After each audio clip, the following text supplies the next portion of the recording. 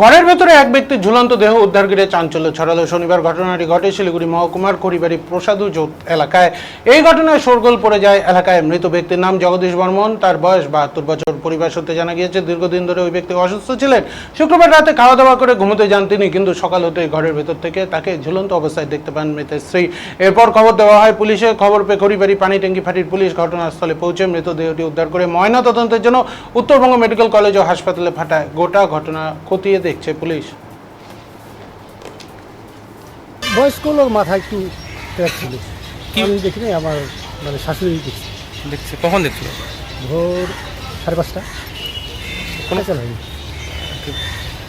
মাথায় অতটাও না হয়নি। আপনার নাম? আমার নাম দীপক রায়। আপনার কি লাগবে? আমার শ্বশুর। কোথায় এটা বাড়ি? কোথায় হয়েছিল ঘটনাটা? ওয়ারিস পানি ট্যাঙ্কি ওয়ারিস। নিজের